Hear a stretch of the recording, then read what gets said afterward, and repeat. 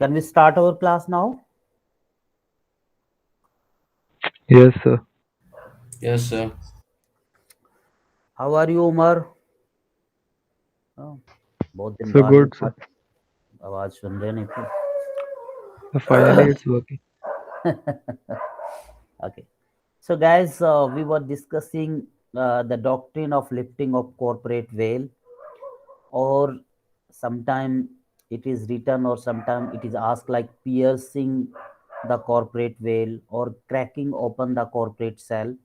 All these three phrases are having the same meaning, and that means disregarding the company's separate personality and giving regard to the individual member. That means what the section 9 is saying, if the code is not regarding, is not giving respect to the section 9, then means the application of the doctrine of the lifting of the corporate veil.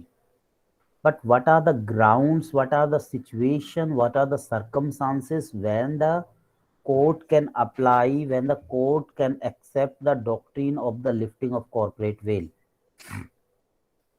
The the first ground is for determination of the character. There we discussed two cases, and the determination of the character in itself is not a ground unless the determination of the character is with the circumstances when there is the public fear, when there is the justice required to disregard the company's separate personality. The second ground we have discussed was when the company is formed for fraud or improper conduct, for avoiding the the liability, as Mr. Guilford Motor Company versus Horn, Mr. Horn did.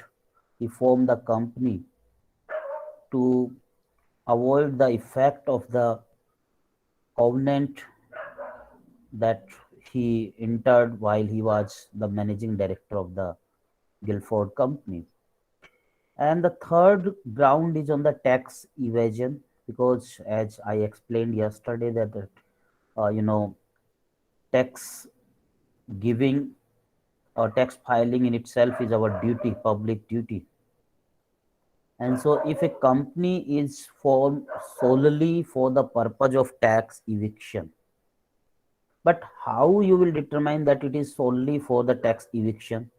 Company तो आके बोलेगी नहीं ना कि मेरे को तो tax के लिए बनाया हुआ है.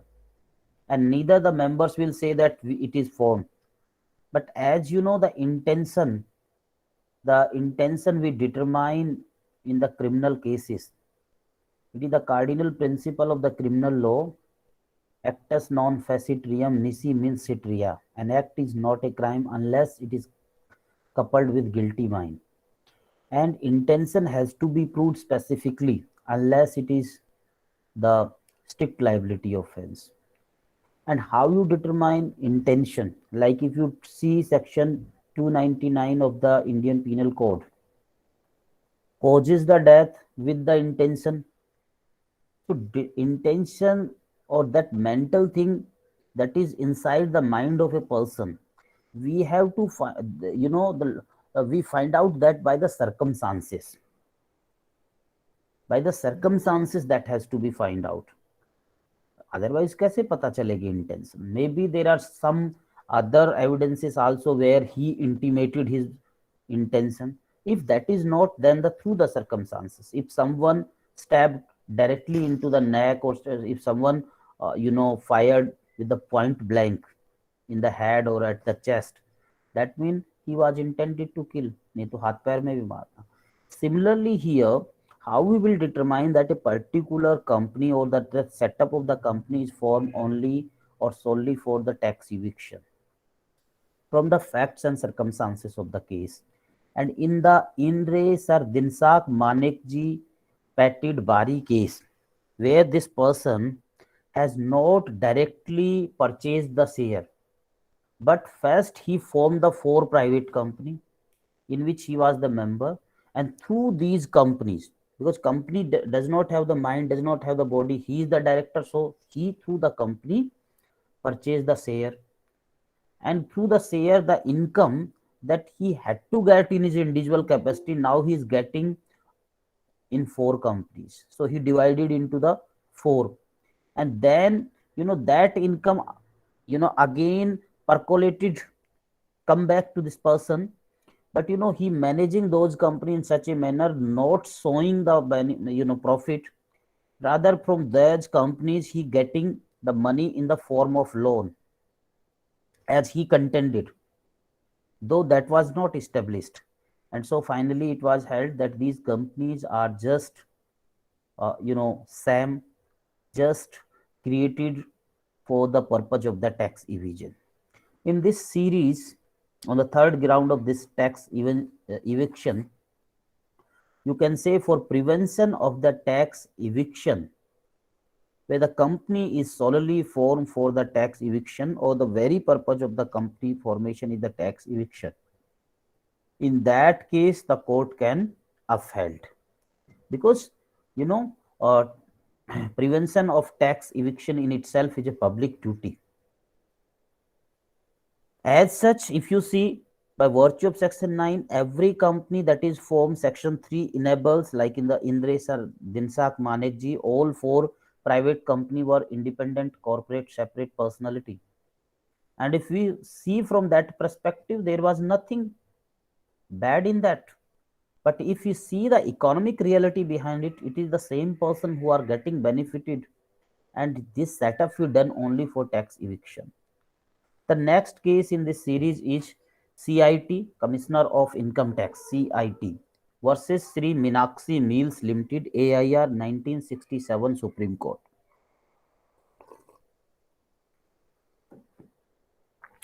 This case is in your case material, and this case is on the, as per my case material, it is on the 8th series, on the serial number 8th.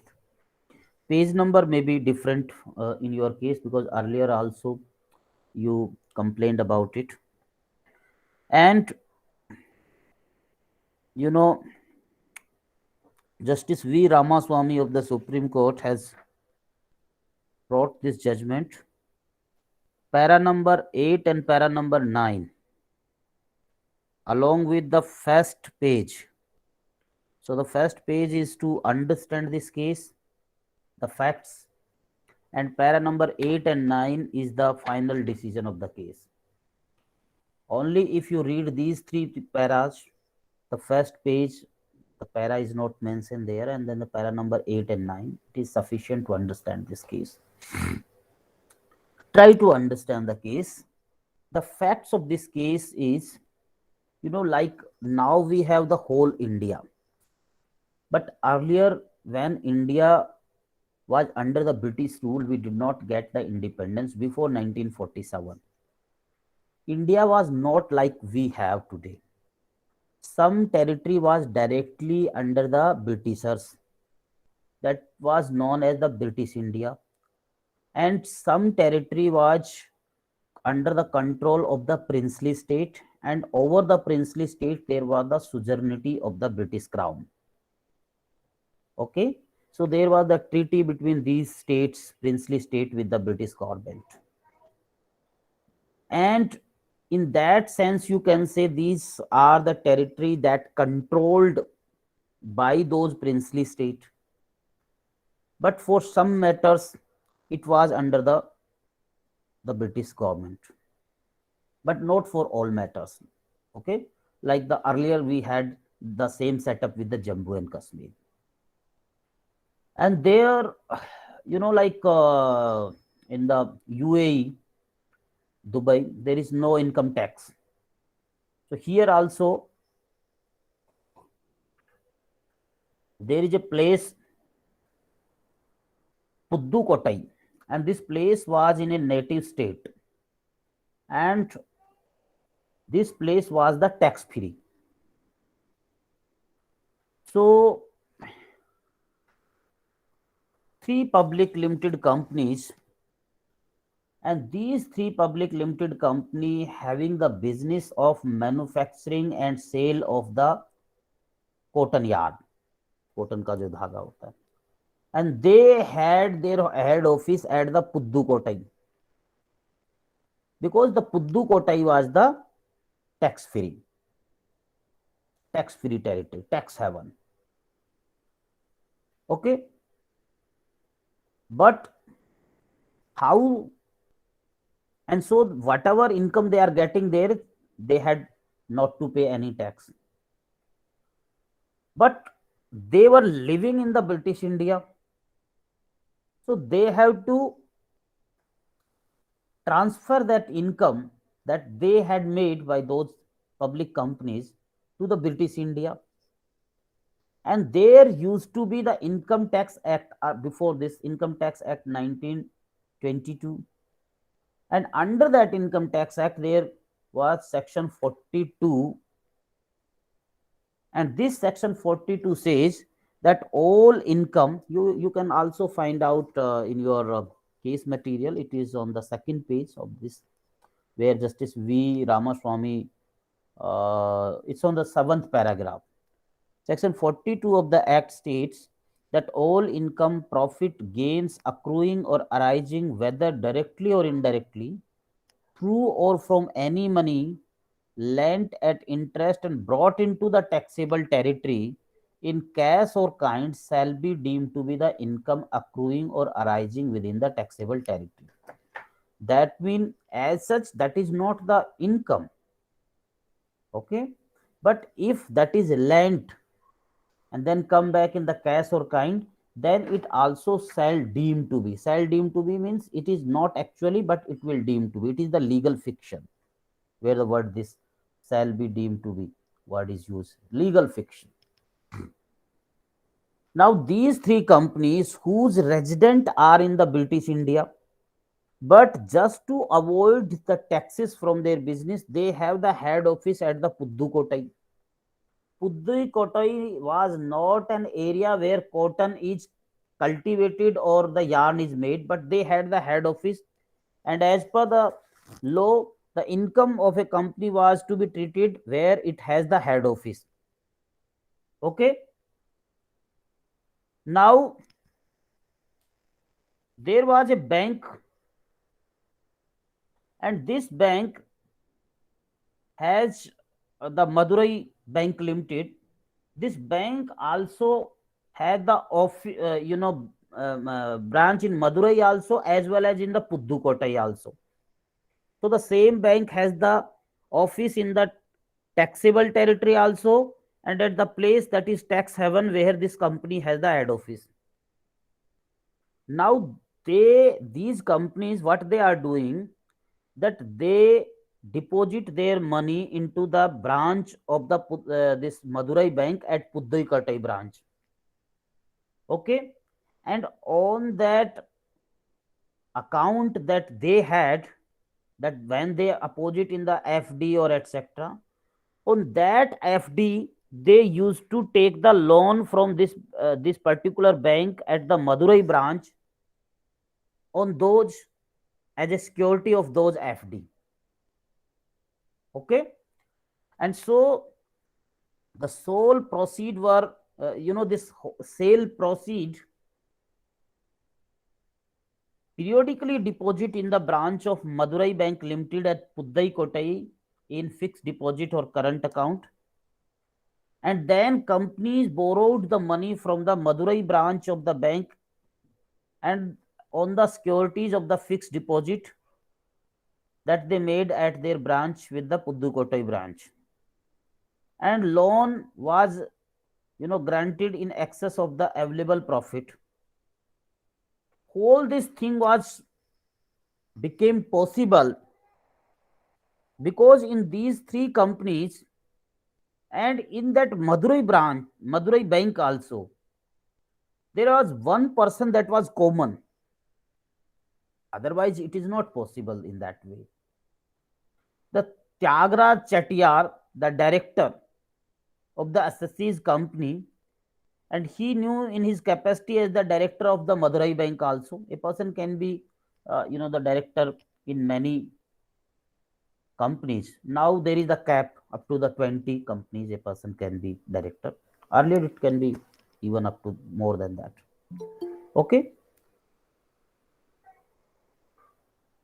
Now The tax authorities, they have applied section 42, as I have read on the 7 para number 7 of this case, and they said that all income or profit or gain accruing or arising, whether directly or indirectly through or from money lent at a interest and brought into the taxable territory in cash and kind, shall be deemed to be income. Okay, on this, it was assessed, and then you know the income tax authority, they have assessed, and accordingly they demanded the tax. So the companies went into the appeal to the appellate, to the assistant commissioner, that was that authority in the income tax itself, then to the appellate tribunal. There, the question referred to the high court. This is the case history. Then the high court answered in favor of the assessee that no, this is not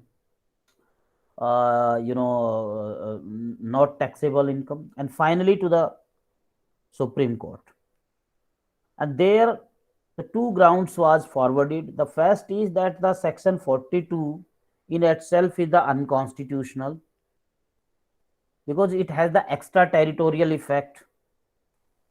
And the second is, if we apply the or the second is that these companies are perfectly valid companies, have the separate personality, etc., and the money that they are getting here is on that loan. And on from the income tax department, it was argued that earlier in the case of A.H. Wadia versus Commissioner of Income Tax, it was held that section 42 is not an unconstitutional. Okay, the case was finally decided, and it was held that the doctrine of the lifting of corporate veil, whether has to be applied in this case or no, because all these three companies are formed there, they have just head office there.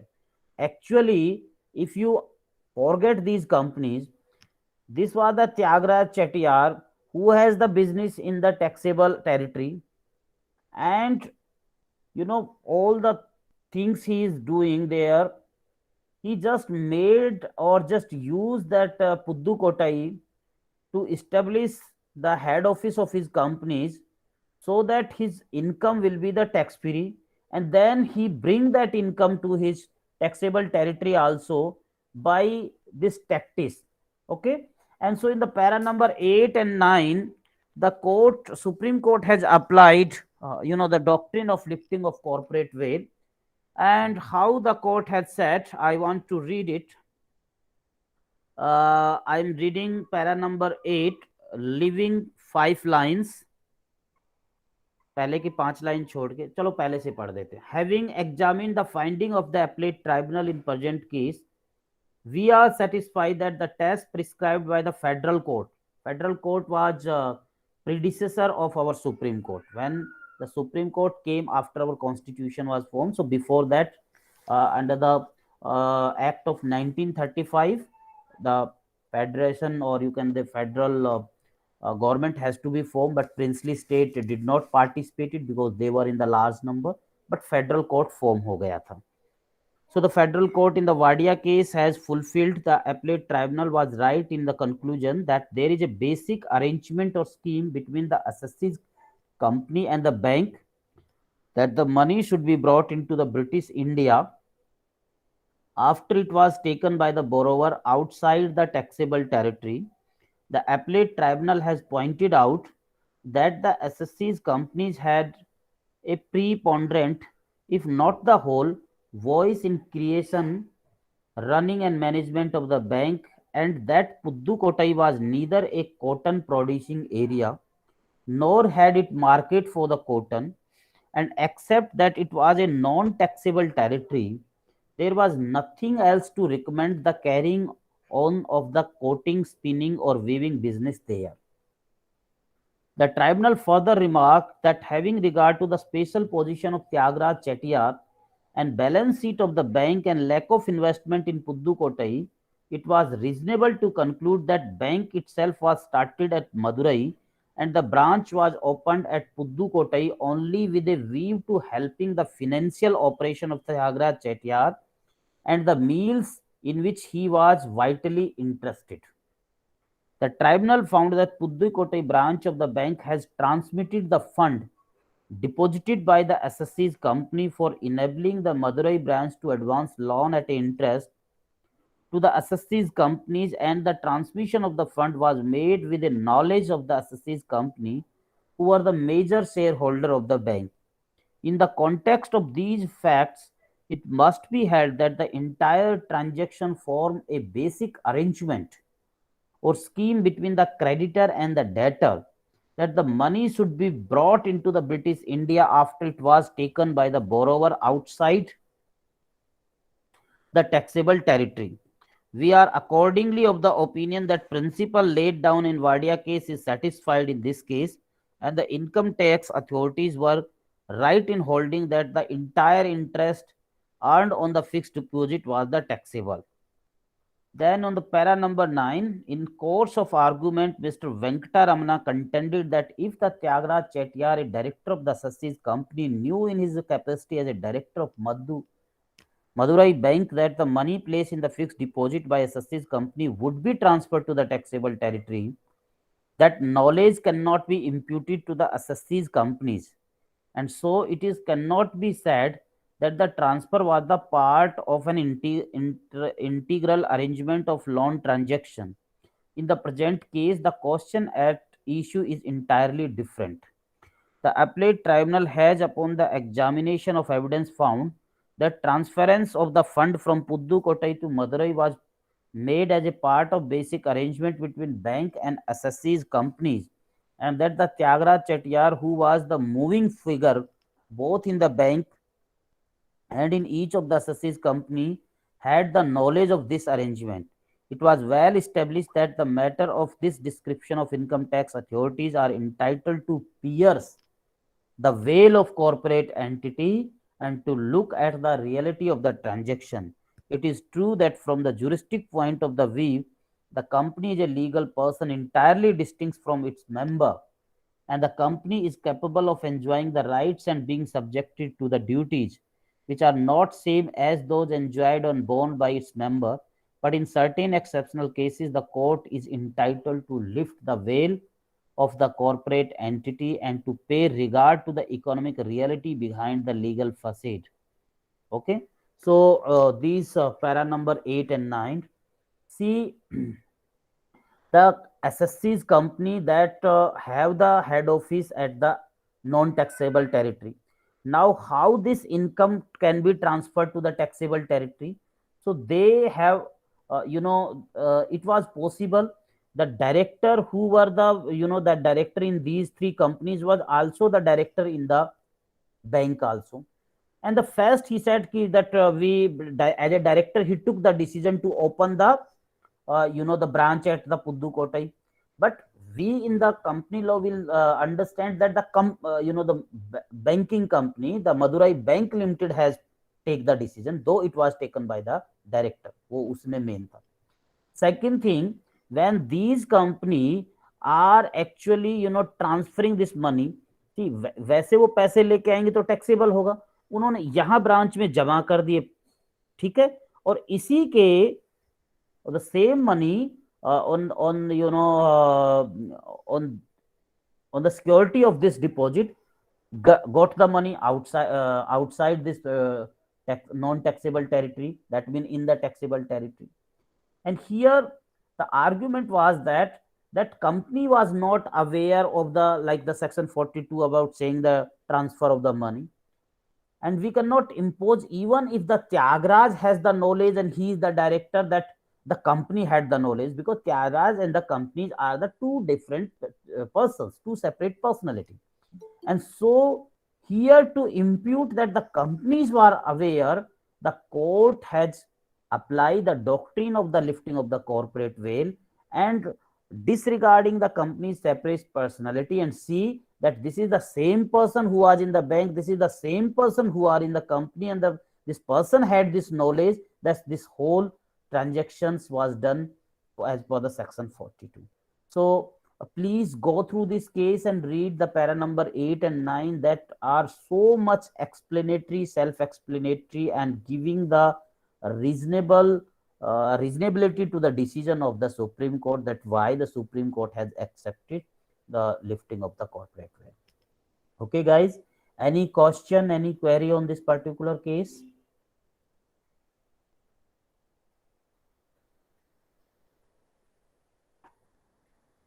Any question? Should I move further? कुछ तो बोलो भाई. Sir, Yes. can you once again brief the crux of this case? See, the case is simple. Basically, just for avoiding the tax, what a person did, that he, has three companies, and these three companies he had, first he just to assign his work to the companies, and had the head office in their non-taxable territory. Suppose अभी आपका Dubai में tax नहीं होता है, ठीक है, तो आपने अपनी कंपनी दुबई में हेड ऑफिस कर दिया, and whatever the business it had, it would be calculated, it would be in the case of the company, it would be at the place where the company had the head office. Okay, so the income was arises in the non-taxable territory, it is in the Dubai, so no tax. But now you want to transfer this money that you earned in the Dubai to the India, from the non-taxable to the taxable. And so what you did, you devised a mechanism. You started the bank you had in which you are the director also opened a branch into the Dubai. तो India का bank है, उसकी SBI की branch आपने Dubai में भी खोल दी, and there these companies deposited money into their account at the branch in the Dubai, in this case at the Pudukkottai. Okay, example Dubai का क्यों दे रहा, ताकि आप समझ सको. अभी India Yes, sir. Yes, sir. ठीक है, ठीक है. और फिर जो है वहां पे आपने डिपॉजिट कर दिया, यहां पे आके आप पैसा वापस ले लिया. पैसा वापस कैसे लिया कि देखो ये कंपनीज का वहां पे है ना, ये मैं गिरवी रख रहा हूं, so on the security of FD etc you got that money, and in this way you are actually bringing the money that you earn in the non taxable territory to the taxable territory. And section 42 says that if someone bring the money to the non taxable to the taxable, then it is also taxable as per the section 42 because it will deem to be. इनका argument ये है कि भाई यहां पे तो ये जो है ब्रिंग नहीं हुआ, यहां पे तो लोन है. Okay, then they see the reality. It was find out that there is a one person, Tyagaraja Chettiar, he is the director of all these three companies, and he is the director in the bank also, and he is doing all these things. Okay, now the question is that the knowledge of the Tyagaraja Chettiar can be imposed to the knowledge of these assessees companies. The question was that Tyagaraja Chettiar is a separate person, the companies are the separate person as we read in the company law. And then court applied that no, if we disregard the company's separate personality and see behind it, there is the one person who is playing whole setup, who is seeing the whole scheme. Okay, have you got now? Yes, sir. Yes. Please read this case and go through para number 8 and 9 2-3 times. You will get more understanding about it. Now, the next ground is the avoidance of welfare legislation. Suppose the legislature has passed a law for the benefit of the people, and some person form a company solely, the word C is very important, solely for the purpose of avoiding the effect of that welfare legislation. In that case also court can disregard the company's separate personality, can pierce the corporate veil, or can cracking open the corporate seal. So when a company is formed with the sole interest of splitting the profit into two hands and thereby reducing the obligation under the pay bonus. It happened in this case Workman versus Associated Rubber Industries Limited 1985 4 SCC 114. Workman versus Associated Rubber Industry Limited. Citation is 1985, the fourth volume of Supreme Court cases, SSC, at the page number 114. And Justice O. Chinnappa Reddy wrote this judgment. The facts are more simpler than the CIT case. There was a company, Associated Rubber Industry. ये एक company थी, Associated Rubber Industry Limited. And this company has the business related to rubber manufacturing, etc. Along with that, the company purchased some share. जैसे हम individual capacity में shares खरीदते हैं ना, तो company can also do, because company is a legal person. खरीद सकता है कि नहीं खरीद सकता? यस सर, खरीद सकता है. Okay. So associated rubber industry had purchase some share in a company जिसका नाम था Inarco limited.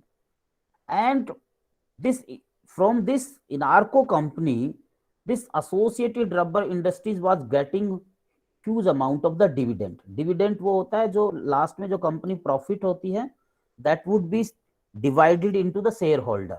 So shareholder when get the money is known as the dividend. Okay.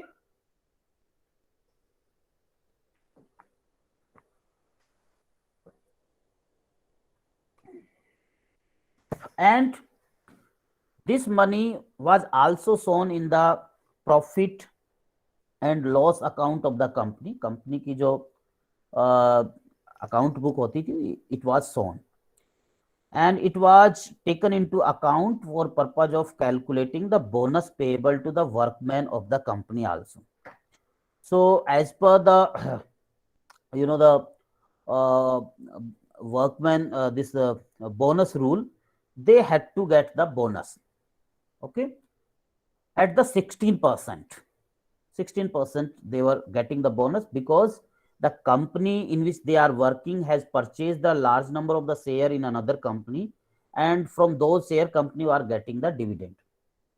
Then there is some smart director came, or maybe someone I don't know, someone has advised to already the director who are serving that the income your company is getting is not because of these employees. Why you are wasting the bonus? Why you are giving the bonus to them?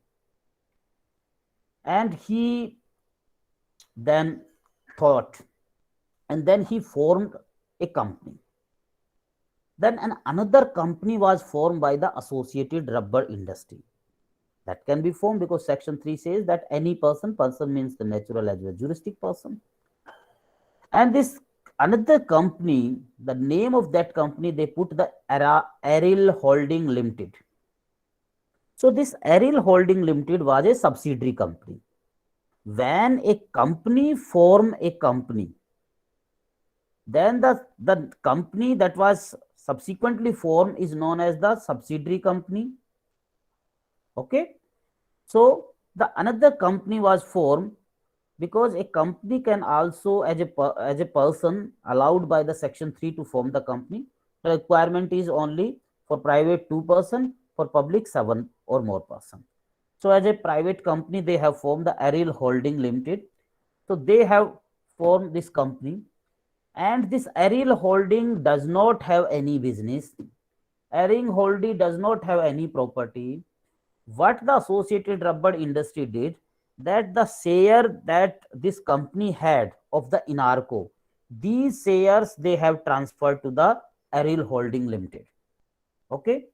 Now in the year 1969, when the balance sheet was prepared, the amount that was received from these shares as a dividend in the form of the dividend was shown in the account sheet of the Aril Holding and not on the profit and loss sheet of the Associated Rubber Industry. And accordingly, the bonus was calculated, and the bonus was held to be decided at the 4% that was earlier paid at the 16%. So the workmen of the Associated Rubber Industry, as per the industrial law, they have raised this industrial dispute. And this dispute, they are claiming that they are entitled to the bonus at rate of the 16%. And industrial tribunal, where they have put the dispute, and even in the appeal to the high court also, both these forum have decided that no, Aril Holding is a separate company and rubber industry is a separate company. These person are working in a rubber associated rubber industries, and the rubber industry does not have the income of those dividend, that is by the separate company. So in the law, the Aril Holding is a separate personality and we cannot club the income together. Then finally it reached to the Supreme Court.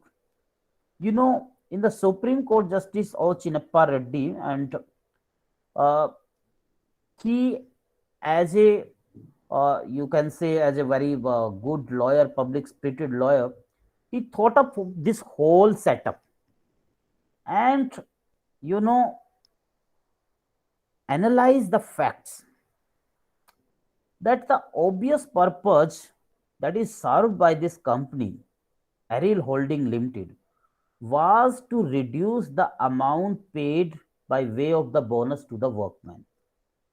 It is such an obvious device that no further evidence, direct or the circumstantial, is necessary. Aril Holding have no business, no income other than the share it have in its own name and receiving the dividend. And so it gives the impression that the only purpose or the sole purpose of forming the Aril Holding was to avoiding the welfare, the benefit of the welfare legislation, and to reduce the bonus that is payable to the workman. And that is, obviously shown also earlier, the company has to pay 16% and now only the 4%. And so the company has applied the lifting of corporate veil and see the economic reality and said that Aril Holding, as such, it is a separate company.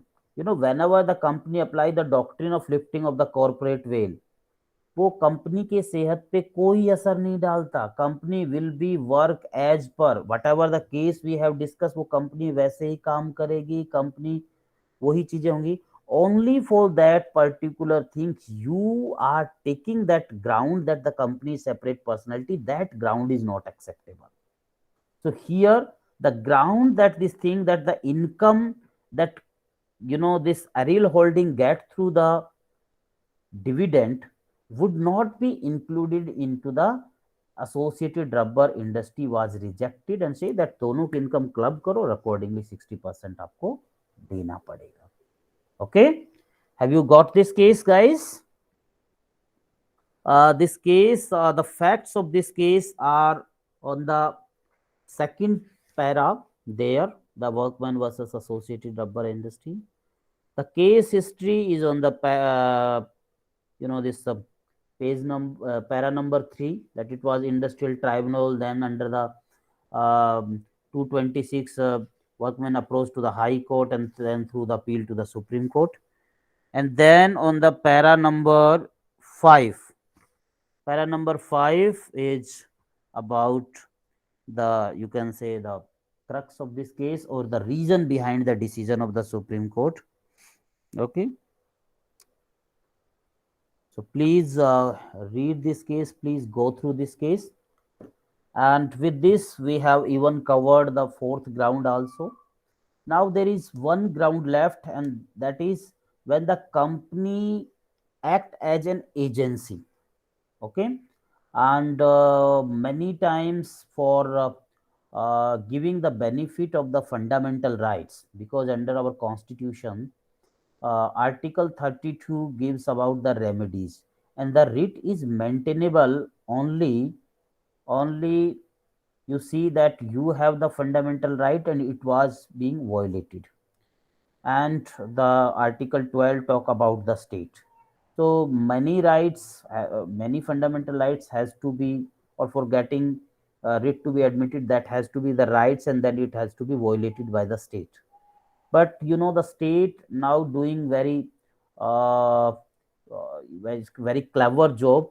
They are not doing many activity through its government department. Rather, they are forming the company. And when the company is formed, they took the ground that it is not they that had violated the fundamental rights, but it is the company. And in the law, company is a separate legal personality. So section 9 making the company separate legal personality, and the company is not the state. And so in those situations also, when the company was treated as an agency, and then the benefit of the fundamental right is given, so that ground also we will discuss that for that beneficial, if for giving the benefit of the fundamental rights and other things, company is treated as an agency of the state. Okay, so that is our last ground. And after discussion of that, we will move to the our third subtopic. The third subtopic, there are small definitions of different companies, like public company, private company, government company, then foreign company, then we have the holding company, subsidiary company, etc. So maybe in one class, maybe in one or two class, this chapter will over, then we will move to the next chapter. So with this, today class is over. If you have any question, query, you are welcome to ask me.